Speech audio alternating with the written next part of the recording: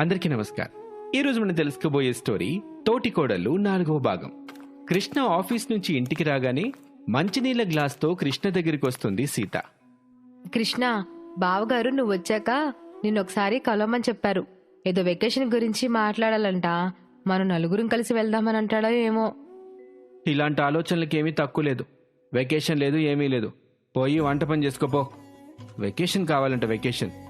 నిన్ను నా భార్య అని బయటికి తీసుకుని వెళ్తే చూసిన వాళ్ళందరూ నా స్తోమతకి నువ్వెలా భార్యవని వెక్కిరిస్తారు. అందుకే ఎక్కడికి వెళ్లేది లేదు అని అనేసరికి సీత బాధపడుతూ వంటగదిలోకి వెళ్ళిపోతుంది. కృష్ణ విష్ణు దగ్గరికి వెళ్తాడు. అన్నయ్య, రమ్మన్నావంట, ఏమైనా మాట్లాడాలా? అవునరా, మన పెళ్ళైన దగ్గర నుంచి ఎక్కడికి వెళ్ళలేదు కదా. సీతని ప్రియని కూడా అలా బయటకు తీసుకెళ్ళినట్టు ఉంటుంది కదా. అలా ఒక వారం రోజుల పాటు ఎక్కడికైనా వెళ్ళేసి వద్దాం, ఏమంటావు? అంటే అన్నయ్య, అది ఇప్పుడున్న పలంగా అంటే ఆఫీస్లో లీవ్ ఇవ్వటం కష్టం. మీదో పెద్ద ఎంఎన్సీ కంపెనీ, మరి లీవ్ పెట్టాలంటే జాబ్ సెక్యూరిటీ చూసుకోవడానికి ఏదో వైరల్ ఫీవర్ అని చెప్పడమో లేదా చనిపోయిన ముసలాన్ని మళ్ళీ చంపేయడమో చేస్తే సరిపోతుంది కదా. ఏదో ఒకటి నువ్వు ప్లాన్ చేసుకో, నెక్స్ట్ వీక్ వెళ్దాం.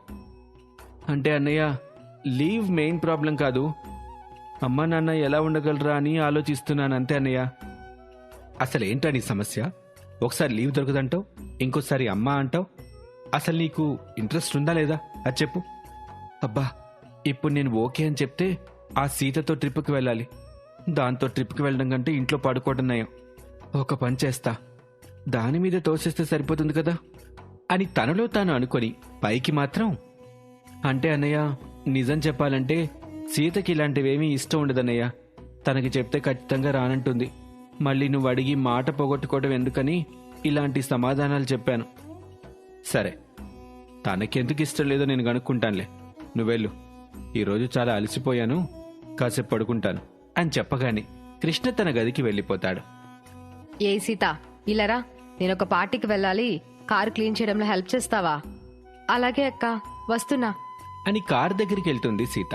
అక్కడికి వెళ్ళగానే ప్రియ ఒక చైర్లో కూర్చుని కార్ తుడవటానికి గుడ్డని సీతకిస్తుంది. సీత, కారు క్లీన్ చేయి. ఎక్కడైనా సరిగా క్లీన్ అవ్వలేదేమో అనిపిస్తే చెప్పు, నీకు హెల్ప్ చేస్తాను అని అనేసరికి సీత ఇక ఏమీ మాట్లాడలేక కారుని క్లీన్ చేయటం మొదలు పెడుతుంది. సీత అలా కార్ క్లీన్ చేస్తూ ఉంటే సరోజ బయటకు వస్తుంది. ఏ సీత, వంట పని పూర్తి చేయకుండా ఏం చేస్తున్నావే? అంటే అత్తయ్య, ప్రియా అక్క కారు క్లీన్ చేసే పని చెప్పింది. ఎలాగూ వంట చేయడానికి టైం ఉంది కదా అని ఇక్కడికి వచ్చాను. అంటే నేను పిలిస్తే అక్కడ పని పూర్తి చేసుకోవాల్సిన అవసరం లేదా ఏంటి? నేనేమైనా నిన్ను బెదిరించుకొని పని చేయించుకుంటున్నాను అంటున్నావా, లేక బానిసలాగా చూస్తున్నాను అంటున్నావా? అయ్యో అక్క, నేను అనలేదు కదా, మీరే ఏవేవో అంటున్నారు. నీ మీద మాటలు చెప్పి బ్రతుకుతున్నాను అంటున్నావా? నాకు నీ మీద ఏదైనా చెప్పడంలో ఏమైనా సరదానా అని కోపంగా మాట్లాడుతూ ఉంటే సరోజ సీత చెంపపై కొడుతుంది. ఏంటే, నీకంటే పెద్దని కూడా లేకుండా నోటికొచ్చిన మాట మాట్లాడవేనా? ఆయన ప్రియానంత దాని వయ్యావా నువ్వు? వాళ్ళ రోజు ఖర్చులంత లేవు మీ బ్రతుకులు అని తిడుతూ ఉండగా ఆఫీస్ నుంచి బాస్తో పాటు సీత వాళ్ళ అమ్మ కూడా వస్తుంది. సీత, ఏంటమ్మా, ఈయన మన ఇంటికొచ్చి నువ్వేదో అప్పు తీసుకున్నావని అప్పటి నుంచి ఆఫీస్కి రావడం లేదని నీ గురించి తప్పుగా మాట్లాడుతున్నాడు. తప్పుగా నేను మాట్లాడడం ఏంటి? చాలా అవసరాలున్నట్టు మాట్లాడి నా దగ్గర నుంచి డబ్బులు తీసుకుంది. ఆ రోజు నుంచి ఆఫీస్కి రావటమే మానేసింది. ఇది మోసంగాక ఇంకేంటి? ఆఫీస్లో ఉన్న అడ్రస్ ప్రకారం ఇంటికి వెళ్తే మీ అమ్మ ఇక్కడికి తీసుకొచ్చింది. ఇప్పుడు నువ్వు మర్యాదగా డబ్బులు ఇచ్చావా? సరే, లేదంటే పోలీస్ స్టేషన్ వరకు వెళ్తాను, జాగ్రత్త. అంటే సార్, నేను డబ్బులు తీసుకున్న మాట నిజమే, కానీ మిమ్మల్ని మోసం చేద్దామని అనుకోలేదు. ఇంట్లో ఉన్న అనుకోని పరిస్థితుల వల్ల ఆఫీస్కి రాలేకపోయాను. మిమ్మల్ని కలిసి ఈ విషయం చెప్పాలనుకున్నాను, కానీ కొన్ని పరిస్థితుల వల్ల కుదరలేదు. ఇప్పుడు ఇంట్లోకి వచ్చి గొడవ చేయకండి సార్. నేను ఎలాగైనా సరే మీ అప్పు తీరుస్తాను. ఇక బయలుదేరండి సార్ అని సీత అంటుంది. ఆ మాటకి అతను బయలుదేరి వెళ్ళిపోతాడు. సీత, నీ చెంప మీద ఎవరో కొట్టినట్టు ఈ చేతి గుర్తులేంటమ్మా?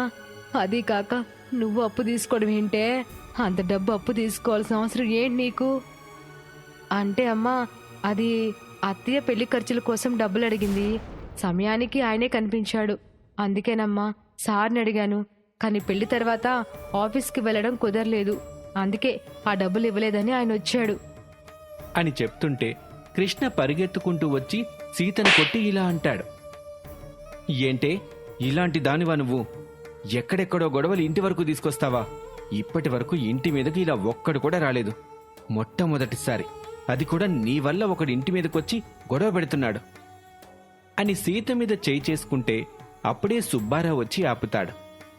ఒరే, నీకు బుద్ధుందా? ఇంటి కొడలట్ట కొడతావా? అసలు మనిషివేనా నువ్వు? ఇలా రౌడీలా తయారయ్యావేంట్రా? ఇదంతా మీ అమ్మ వల్లే. దాన్ని దారిలోకి తీసుకొస్తే మీరందరూ దారిలోకొస్తారు అని సుబ్బారావు కోపంతో అరుస్తూ ఉంటే నిద్ర నుంచి లేచి బయటకొస్తాడు విష్ణు. ఏంటి నాన్న గొడవ? ఎందుకలా అరుస్తున్నావు? చూడరా విష్ణు, నేను కోడలు కలిసి ఇక్కడ పని చేసుకుంటా ఉంటే అతను ఎవరో వచ్చాడు. ఏంటా అని ఆరాదీశా. తెలిసిందేంటంటే ఈవిడ సీతమ్మ గారు వాళ్ళ ఆఫీసులో 1,50,000 రూపాయలు అప్పుగా తీసుకుందంట. నెలకి కొంత తీరుతానని చెప్పి ఆఫీస్ నుంచి వచ్చిందంట. ఆ రోజు నుంచి ఆఫీస్కి వెళ్ళడం నచ్చడం లేదని కథలు చెప్పిందిరా. తన ఆఫీస్కి వెళ్ళకపోవడానికి కారణం ఇదని మనకు తెలియక జాబ్ చేయడం ఇష్టం లేదని అనుకున్నాం కదా. పైగా ఆ డబ్బులు ఏం చేసావని అడిగితే పెళ్లి ఖర్చులకి నా చేతికి ఇచ్చానని చెబుతుంది. ఇట్లా నిష్కారణంగా అబద్ధాలు ఆడితే ఎలారా? ఇప్పుడే ఇలా ఉంటే ఇక ముందు ముందు ఎట్టా ఉంటుందని భయం వేస్తుంది. వదిన గారు, మీరలా మాట్లాడడం సరైన పని కాదండి. మీ నోటికి అదుపు లేకుండా మాట్లాడుతున్నారు. నా కూతుర్ని నేను చాలా పద్ధతిగా పెంచాను. ఇలాంటి పనులు తను ఖచ్చితంగా చేసి ఉండదు.